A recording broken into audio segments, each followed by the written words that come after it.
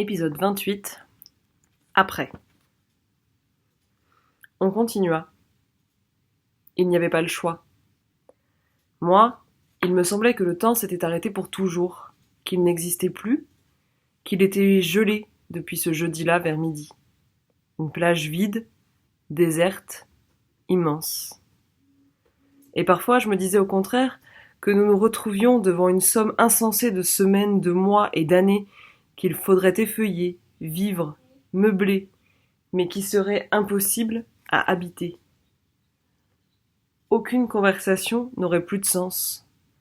Plus un repas ne serait partagé. Plus un jeu, plus un rire ne pourrait avoir cours. Incomplet, empêché, interdit, amputé, pour toujours. Mais c'était faux. Les choses continuent. Elles recommencent sans les absents, tôt ou tard.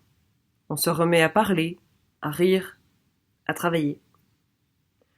On les enterra le vendredi. Toute l'île était là, tous ceux qui restaient, même le vieux Maurice, flanqué de l'Ayotais, qui restait à la porte de l'église, à l'extérieur du cimetière, en retrait, mais présent. 120 personnes environ, toute notre communauté. C'est Jacqueline qui mena les choses.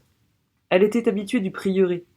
Quand un prêtre venait une fois par quinzaine, c'était la sacristine, et elle logeait dans l'ancien presbytère.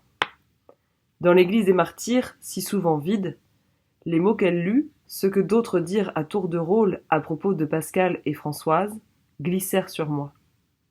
J'étais dans une autre dimension de l'existence, dans un retrait du monde, un lieu inexpugnable et inatteignable, où seule Luna peut-être aurait pu venir me retrouver. Mais j'étais soulagée pourtant qu'ils soient prononcés ces mots. Je crois que ça aurait été plus impossible encore sans leur secours. On brûla plus de cire et de mèches qu'il n'aurait été raisonnable. Incendier ces greniers pour honorer ces morts, c'est de la raison aussi. Françoise et papa furent couchés ensuite dans une tombe entièrement neuve, au cimetière. Une fosse fraîche, creusée pour eux, à côté de celle des 7 amis de Mathieu. Les séparer et les déposer chacun dans un caveau familial, ça n'aurait pas eu de sens. Dans la mort, ils fondaient une nouvelle lignée qui porterait leurs 2 noms. Ce constat simple, lapidaire, m'apporta un peu de douceur. Comme si j'avais assisté à un mariage posthume et retrouvé une mère qui m'adoptait, que j'adoptais. Je serais 2. Un jour, on m'allongerait près d'eux, à leur suite. Jamais je n'avais pensé de telles choses, moins encore en ces termes. Je regardais Luna, ne sus pas si elle y songeait, comme moi. Elle était toute la famille qui me restait. Les seuls absents au cimetière, à part Joss et 3 irrécupérables, c'étaient les 2 meurtriers, bien sûr. Et puis Cyril et ses filles, qui étaient restés confinés dans leur maison de famille en quarantaine, avec la fille de Gilles, Élise. Concernant ces 4-là, c'était un enfermement volontaire. On n'avait pas décidé de date pour leur sortie encore. Il y avait un garde, nuit et jour, devant la maison, qui conservait ses volets du rez-de-chaussée clos. On ne craignait pas que Cyril fuit. Au contraire. C'est lui-même qui avait proposé cette solution. Mais si quelqu'un déclenchait une crise de rage dans la maison, comme elle s'était déclarée chez Jen, il faudrait réagir vite, abattre l'agresseur, et s'il était trop tard pour l'empêcher de tuer, du moins, il faudrait l'empêcher de fuir. Gilles et André avaient été enfermés, quant à eux, dans l'ex-maison médicale, où 3 médecins se relayaient chaque semaine pour assurer une permanence avant les événements. C'était désormais la prison. On l'avait choisie parce que c'était un des rares bâtiments à 2 étages de l'île et qu'elle avait des barreaux à ses fenêtres. Les pompiers avaient administré à Gilles des soins d'urgence, en se protégeant. Gants, masques, comme ils pouvaient. Apparemment, il s'en sortirait sans dommage, juste une épaule plus raide, pendant un temps. Désormais, l'éternel connard et l'ancien directeur technique, ancien capitaine des pompiers, étaient enfermés chacun à un étage, gardés jour et nuit. Si ça s'éternisait, il faudrait les juger. L'île n'avait pas encore décidé comment et par qui. Luna et moi, on était à 1000 lieues de tout ça. Georges et Marie-Jeanne avaient proposé de nous prendre chez eux. Caro avait dit qu'elle resterait chez nous, si nous le souhaitions, avec Blanche, le temps qu'il faudrait. Tout le temps. Et nous avions préféré cette solution. On demeurait dans notre chambre, tous les deux, ensemble. Blanchette dormait désormais avec sa mère. La troisième chambre était vide, comme une béance. On entendait son silence, et c'est ce qu'il nous fallait. Vivre avec leur absence. Caro avait prêté sa propre maison à Jeanne, la femme de Cyril, et à Hugo, le temps de la quarantaine de leur famille. Le samedi, 2 ou 3 fois, notre copain vint voir à la fenêtre comment j'allais. Ma sœur était sortie. Elle avait quitté la maison et était allée travailler au jardin. Peut-être voulait-elle faire quelque chose d'utile, ou juste se meubler la tête, je ne sais pas. Je ne lui demandais pas d'explication, je crois que j'aurais eu un ton de reproche malgré moi, et je ne voulais pas qu'elle puisse le penser. Chacun de nous faisait comme il pouvait. Je me répétais ça. J'avais le sentiment, depuis 2 jours, qu'elle était loin, très loin, que la mort de papa nous avait séparés. Comme si, d'un coup, elle avait pris 3 ans, qu'elle était devenue une sœur aînée et plus mon alter ego. Peut-être essayait-elle de se montrer digne de lui et forte pour l'île. Peut-être aussi pour moi. Moi, je n'avais pas de force. Il fallait qu'on me porte. Hugo va me chercher le midi et le soir, les jours suivants, et nous allions au réfectoire de la maison familiale ensemble. On prit 3 dîners de suite avec Luna, et puis avec Bastien aussi, 2 fois avec Véro et Yves, et 3 autres des plus jeunes adultes qui travaillaient avec eux. Sans Maxence, définitivement exclu de nos fréquentations parce qu'il défendait l'attitude de son beau-père sur la jetée. Sans Blanche, nous avions tous vieilli. On ne parlait pas beaucoup. J'avais le sentiment que manger, c'est-à-dire accepter l'idée de continuer, était un effort suffisamment difficile. Le 4e soir après l'enterrement, en revenant du réfectoire, je m'engueulais avec Luna devant Blanchette, dans notre cuisine, parce que, selon elle, je continuais à snober Bastien. Je lui rétorquai que papa ne l'aimait pas, qu'il avait cambriolé Françoise, que je n'oubliais rien.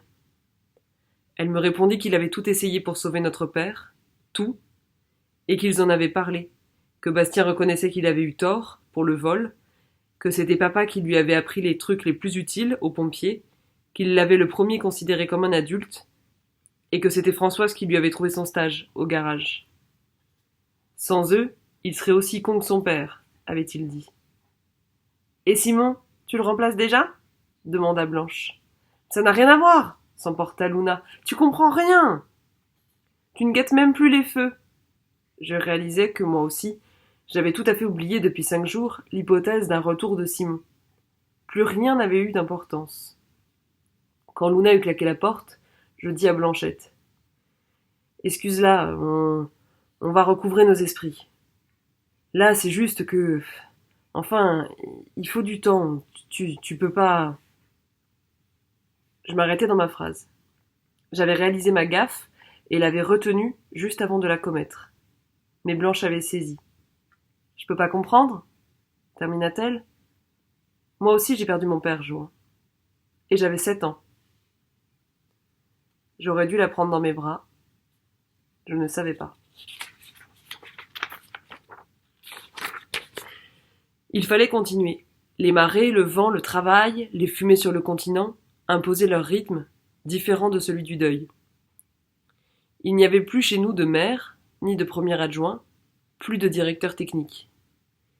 Il y avait pourtant des décisions à prendre, concernant la quarantaine de Cyril et de ses filles, d'Élise, le sort d'André et de Gilles, concernant aussi la sécurité, puisque 3 armes à feu, sur les 6 dont nous disposions, étaient utilisées par les gardes devant les portes de tout cela. Il y avait également des choses à faire, des travaux à planifier, des gens à remplacer. Bruno ne voulait plus prendre part aux rondes des sentinelles. 2 fois il avait tiré sur des gens, à raison, mais c'était trop pour lui. Et puis, il fallait aussi qu'on organise des tournées médicales pour ceux qui avaient besoin de soins, dans la voiture de papa.